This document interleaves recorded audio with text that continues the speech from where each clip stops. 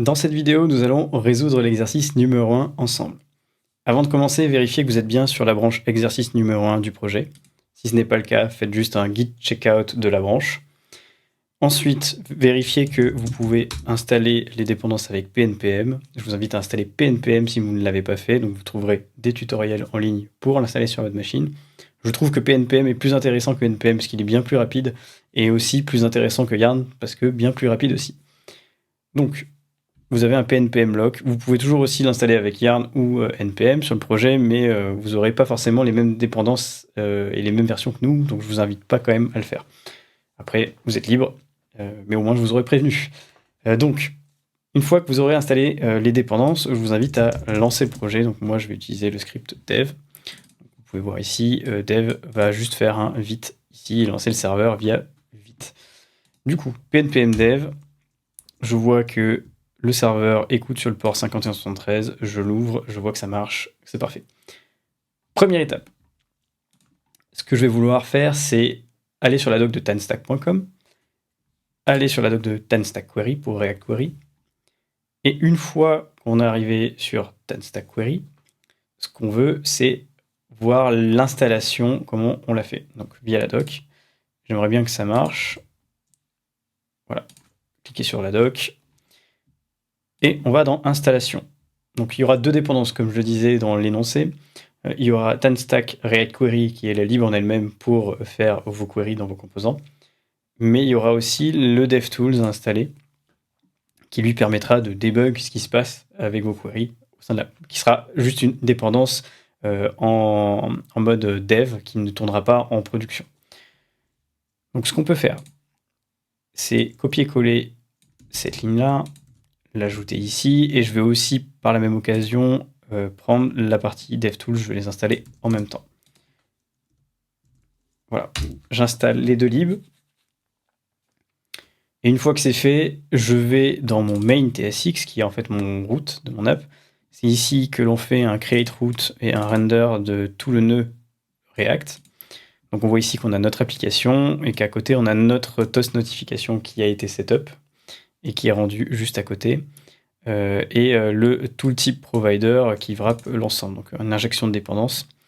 Donc nous, ce qu'on va vouloir faire, c'est injecter React Query au sein de notre arbre React aussi. Ce qu'on va pouvoir faire, c'est continuer à regarder la doc. Dans Quick Start, on va récupérer notre tanstack query React Query import. On va pouvoir le faire tout en haut ici. Ce qu'on peut faire aussi, c'est prendre uniquement ce dont on a besoin, parce qu'on voit que dans l'exemple, ils expliquent ce qu'on peut faire une fois qu'on a installé les dépendances. Sauf que moi ici, j'ai pas envie directement de faire mon use query ici, mon use mutation. Ce que je veux, c'est juste utiliser mon query client qui va instancier mon React Query et le client provider qui va pouvoir injecter mon contexte dans toute mon app React. Donc je peux supprimer ces trois dépendances ici. Moi, ce que je vais pouvoir faire ici, c'est définir un const query client égale new query client.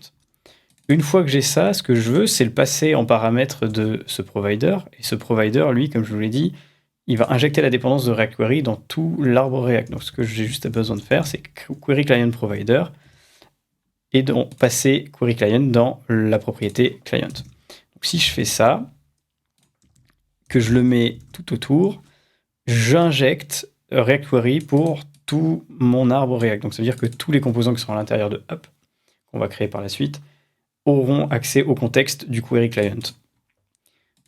Maintenant qu'on a fait ça, ce que l'on veut aussi, c'est installer la partie DevTools. Donc on regarde dans DevTools, on nous dit de faire cet import. Si je retourne dans mon main TSX ici, que je l'importe, j'ai accès à mon query DevTools. Et ce que j'ai juste à faire, c'est le mettre à l'intérieur du query client provider. Et donc, une fois que ça c'est fait, donc on voit que Vite a vu des nouvelles dépendances et a relancé le projet. Donc moi, ce que je peux faire, c'est retourner ici et je vois que ça m'a déjà refresh le contenu de mon app avec, maintenant, on voit le widget de tanstack query DevTools qui apparaît. Effectivement, là, vous pouvez voir que vous avez deux onglets, donc queries et mutations, qui vous permet de regarder toutes les requêtes qui ont été faites ou qui sont en cours ou qui sont viciées. et qui sont du coup à refresh. Donc vous allez voir ça tout à l'heure plus en détail. Sauf que là, il n'y a rien, puisqu'on ne fait rien encore avec la lib. On a juste injecté la dépendance au sein de notre projet. Maintenant, ce qu'on va pouvoir faire, c'est définir globalement cette configuration. Donc, il est possible avec QueryClient de passer un paramètre qui est de type QueryClientConfig. Donc, on va pouvoir ouvrir un objet et regarder ce qu'il y a à l'intérieur. Donc, on a 3 clés. Default Options, Mutation Cache et Query Cache. Tout optionnel. Donc, ici, je vais pouvoir définir les options par défaut de mes queries uniquement et de mes mutations si je le souhaite. Donc là, on va spécifier pour les queries, typiquement, que l'on ne veut pas qu'il y ait d'auto-retry. Donc par exemple, pour les queries, je peux très bien dire que dès lors qu'il y a une requête qui est en erreur, je ne veux pas en fait que query réessaie jusqu'à qu'il y ait un succès. Donc par défaut, il va réessayer jusqu'à 3 fois. Si vous mettez true, vous allez réessayer indéfiniment les requêtes jusqu'à que ça réussisse. Donc ça va faire des calls à l'infini. Donc on peut aussi normalement changer le delay entre chaque retry en fonction aussi du nombre de failures. Donc typiquement, plus il y a d'erreurs, plus on peut espacer dans le temps les retries. Mais nous, typiquement, c'est pas ce qui va nous intéresser. Nous, ce qu'on va vouloir regarder, c'est que, par exemple, on va dire je n'ai pas envie qu'il y ait plus de 1 retry par requête en erreur. Donc là, si vous regardez, on peut passer directement à un booléen, donc qui va dire je désactive ou j'active indéfiniment les auto-retry, ou alors une fonction dans laquelle on va pouvoir récupérer un premier paramètre qui va être le nombre d'erreurs qu'il y a eu déjà auparavant, et même l'erreur qui est spécifique, par exemple, à un code erreur que vous aurez sur vos API, et dire bah, si c'est ce code erreur là, je veux bien qu'on réessaie parce que c'est pas normal ou c'est une indispo temporaire. Donc c'est quelque chose de possible aussi à ce niveau-là. Donc nous, ce qui va nous intéresser juste, c'est récupérer le nombre de failures qu'il y a eu. Donc c'est le premier paramètre. Donc, ici, failure count, et je renvoie un booléen. Donc en fait, moi, ce que je vais vouloir envoyer, c'est si on a fait un retry, c'est parfait, mais je ne veux pas en faire plus de 1. Donc en fait, si failure count est inférieur à 2, c'est bon. Et dès lors que ça va refail après une première fois, ça va faire failure count à 2. Donc 2 n'est pas inférieur à 2, donc ça va envoyer false et ça va désactiver le retry. Voilà ce qu'on peut faire. Donc maintenant, ce que je vais vouloir faire, c'est définir pour toutes mes queries, dès lors qu'il y a eu une erreur, afficher un toast notification. Donc ce que je peux faire ici, c'est définir query cache, qui est de type query cache. Donc je vais faire un new query cache. Et là, on va regarder dans la documentation query cache. Donc ici, on voit que query cache, on doit l'importer et qu'on peut à l'intérieur redéfinir certains callbacks. Donc le onError, le onSuccess et le onSettled. Le onSettled, vous allez rentrer dedans dès lors que ce sera un succès ou une erreur, peu importe. Donc ça ne va pas nous intéresser. Le onSuccess ne va pas nous intéresser aussi pour les queries. Donc en lecture, on n'a pas forcément envie d'afficher à chaque fois qu'on a récupéré les données. C'est bon, vous avez récupéré les données avec succès. Généralement, on affiche des informations de succès uniquement aux interactions utilisateurs. Vous avez bien créé votre produit, modifié, supprimé, mais pas vous avez bien récupéré votre produit puisqu'il s'affiche sur la page. C'est pas du tout recommandé. Et donc, moi, ce qui va m'intéresser quand je fais des queries, c'est que si je ne suis pas capable de récupérer mon produit, c'est d'afficher l'erreur. Donc là, typiquement, c'est celui-là qui va m'intéresser. Et si on regarde le onError, ici, on peut récupérer directement l'erreur qui a provoqué le fait que ça soit failure.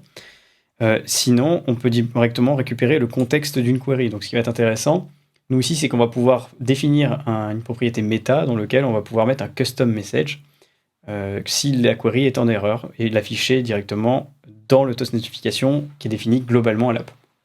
Donc ici, on va pouvoir définir notre onError pour nos queries. Et donc, comme on a vu dans la documentation, on a le premier paramètre qui est error et le deuxième qui est query. Ici, je vais pouvoir faire mon toast. Donc, si on regarde, j'ai mon toast que j'ai importé ici qui est de React Toast et je peux faire un toast.error et un message. Moi, ce qui va m'intéresser, c'est pas afficher le message générique ici de error. Je vais pouvoir directement récupérer l'erreur en fait, qui est stockée dans le méta de la query qu'on aura défini, donc on vous montrera plus tard. On va donner la possibilité de définir un message plus spécifique directement au sein de la query, parce que là on a le contexte de ce qu'on est en train de fetch, et le remonter jusqu'ici pour que le toast error affiche ce message. Donc ici, plutôt que d'utiliser error.message, je vais utiliser query.data. méta. Et dedans, si c'est défini, l'erreur. Sauf qu'ici, mon toast.error est pas content parce que le type est non connu, unknown. Donc, je vais pouvoir faire un helper que je vais appeler toast_error qui prend un error de type unknown, paramètre. Et ce que je vais lui dire, c'est que si le type of error égale string dans ce cas-là, tu fais bien un toast.error de error, et si c'est pas le cas, tu fais un toast_error, une erreur est survenue, tout simplement. Et donc ici, je peux lui passer directement mon meta.error. Parfait. Je vois que, ok, il y a mon linter qui est pas content, qui me dit que error est déclaré, et donc pour ça, il y a une technique, soit vous mettez un underscore si vous n'utilisez pas le paramètre, et là, votre linter sera content. Sauf que je trouve que c'est pas élégant de faire ça, parce qu'on ne sait pas exactement, en fait, le contexte, c'est quoi, en fait, c'est pas nommé, donc on ne sait pas. Donc moi, je mets underscore error. Et là, votre linter sait que vous avez déclaré la variable, mais qu'elle ne sera pas utilisée dans tous les cas. Donc, il va arrêter de se plaindre. Donc là, on a géré le cas du j'affiche le message de mon toast, s'il a été défini, s'il n'est pas défini, j'affiche une erreur qui est générique. Donc là, ce qu'on va pouvoir dire, c'est OK, plutôt on va faire si typeof query.meta.onError est défini. Donc ça va être là qu'on va pouvoir définir un callback dans notre query plus bas. Si c'est de type function, dans ce cas-là, je veux bien que tu triggers mon onError. Donc là, ça veut dire que non seulement on va afficher un toast notification de manière globale, mais que si en plus on a défini notre callback onError dans notre query, on va aussi exécuter le contenu. S'il n'y a rien de défini, ça ne sera pas un typeof qui sera égal à function, sera undefined. Il n'y aura rien qui se passera. Donc ici, voilà, on a fini la partie customisation de notre query cache. Maintenant, on va faire la même chose, mais pour la partie mutation, donc tout ce qui va être interaction utilisateur pour modification, création, suppression. Et donc, vous avez une autre clé qui s'appelle mutation cache. C'est la même chose que query cache, sauf que c'est mutation cache. Et on va regarder dans la doc exactement ce qu'on peut modifier. Donc si je regarde mutation cache,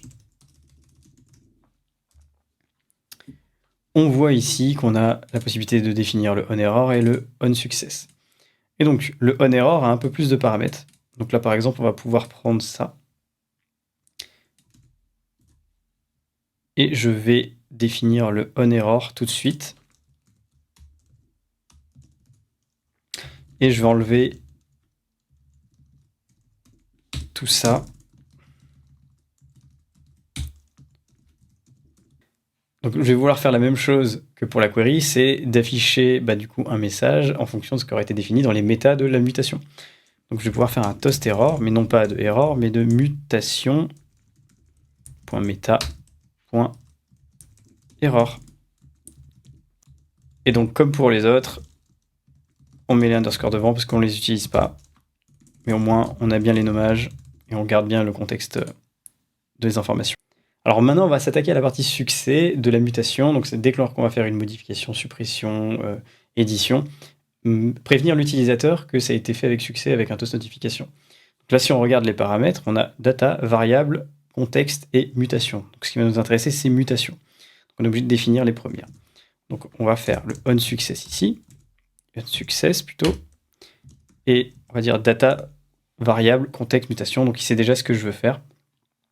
Et ici, à l'intérieur, je vais afficher un toast.succès, mais uniquement si on a affiché en fait un message de succès dans la query. Je ne veux pas forcément afficher un message de succès si dans la query, c'est pas défini. Parce qu'il y a certaines actions qu'on ne va pas forcément vouloir notifier. Donc, moi, ce que je veux faire, c'est si typeof mutation.meta.succès égale à string. Dans ce cas-là, je fais un toast_success. Donc, pour récapituler, on définit un certain nombre de retry maximum pour nos queries. Ensuite, on définit le comportement du query cache en disant que chaque fois qu'il y a une query qui est en erreur, on affiche un message générique si aucun message n'a été défini dans la query en dessous. Sinon, on affiche le message de la query. Si jamais on a défini aussi un onError callback dès lors qu'il y a une query qui a été en erreur, on exécute cette fonction. Pour la mutation, on a fait la même chose pour le onError, mais pour le onSuccess, on a rajouté que si on a une interaction qui est en succès, on veut notifier l'utilisateur, mais uniquement si la mutation, dans ses méta, a spécifié qu'elle voulait afficher un message. Donc ce qu'on va faire maintenant, c'est créer un fichier client.ts dans lequel on va faire une fonction client qui va faire en fait un fetch, mais avec certaines options déjà de préfaites et des paramètres plus ergo à utiliser avec un type générique. Donc pour ça, pas besoin de le faire par vous-même, vous pouvez copier le snippet qui se trouve directement dans la page, et on va pouvoir créer ici client.ts, récupérer cette fonction. On prend un type générique, et donc du coup ça renvoie ce même type, une promesse de ce type-là. Donc maintenant qu'on a créé notre fonction client, ce qu'on va vouloir faire, c'est la tester directement au sein de notre app.tsx. Donc ce que je vais faire ici, c'est faire un useEffect et donc importer React. Et ici, je vais pouvoir faire un React.useEffect dans lequel je vais mettre mon fetch. Donc là, je le fais au mount, je synchronise mon effet au mount de notre app. Et dedans, je vais faire une async function fetch hello world qui va faire juste un const response égale await de client qu'on vient de créer. Où dedans, ça sera API/hello world. Et je vais faire un console log de notre response. Et ici, lui dire que dès lors que l'effet est exécuté, je fais un fetch. Donc normalement, cette API-là, elle tourne parce qu'on a un service worker derrière qui a été run et on a souscrit ce service worker directement ici. Un service worker va être un processus qui tourne derrière, en background, et dans lequel, normalement, vous êtes capable d'intercepter des requêtes et directement renvoyer des réponses moquées à votre application. Donc ce qui est intéressant, c'est par exemple si vous êtes en offline mode, vous travaillez directement dans le train, que vous n'avez pas une bonne connectivité, vous pouvez créer un service worker qui intercepte toutes les requêtes API que vous ferez, HTTP je veux dire, dans votre app, et renvoyer des données moquées, donc ce qui vous permet de continuer à travailler. Si vous connaissez en plus la forme des données que les API vous renvoient, ce qui est bien, c'est que vous pouvez complètement remplacer cette couche-là et continuer de faire votre vie côté front-end. Et donc là, on voit qu'on a défini un handlers qui est en fait un API/hello world et qui va envoyer un message hello world. Donc normalement, si je regarde et que j'exécute ici, on voit que j'ai bien eu mon console log, mon message hello world, et qu'on voit que ça a été exécuté 2 fois parce que, pour revenir, si vous avez vu dans le cours, que le useEffect en dev mode s'exécute 2 fois pour vérifier qu'il n'y ait pas de différence entre les deux rendus et vous affichez un warning. Vous n'aurez bien évidemment pas ça en production, ça s'exécutera qu'une seule fois. Donc voilà, donc maintenant ce que je vais vouloir faire, c'est utiliser la librairie React Query pour remplacer ce useEffect. Donc ce que je peux faire, c'est le faire ici. Donc moi ce que je veux, c'est utiliser plutôt useQuery. Et on va voir s'il est capable de me proposer directement l'import. Non, il ne le détecte pas, donc ce que je vais faire, c'est directement import from tanstack React Query, mon useQuery. J'arrive plus à écrire. Voilà, useQuery. Et donc maintenant, je peux l'utiliser. Donc useQuery prend un objet en paramètre depuis React Query 5. Ils ont changé leur API. Donc là, vous allez définir la clé. Donc je vais appeler hello world. Et je vais faire un query fn, donc ce qui va être la fonction qui va s'exécuter dès lors que la query sera active et lancée. Et dans cette fonction-là, en fait, je vais faire exactement la même chose.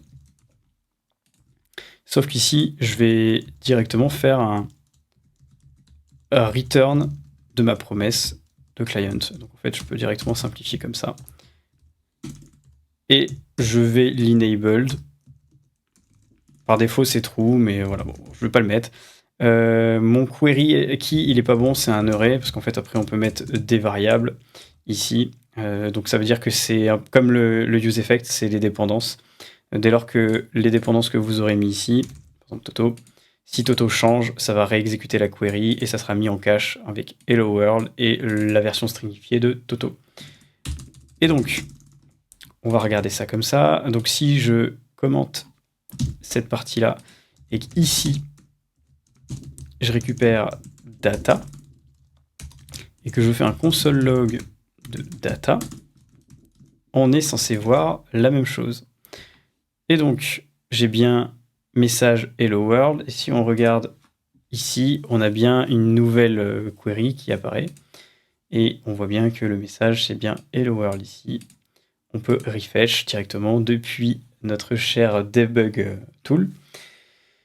L'invalider, remove, reset. Et ce qui est bien, c'est qu'on peut voir en fait toutes les choses qui ont été faites. Donc par exemple, si vous avez eu une failure, vous verrez dans le state de la query combien de fois ça a dû être refetch, le message d'erreur s'il y en a eu un, à laquelle date ça a été update, si ça a été mis en cache, depuis quand en fait c'est en cache, etc. Donc voilà, donc notre setup est terminé, donc l'exercice 1 est terminé.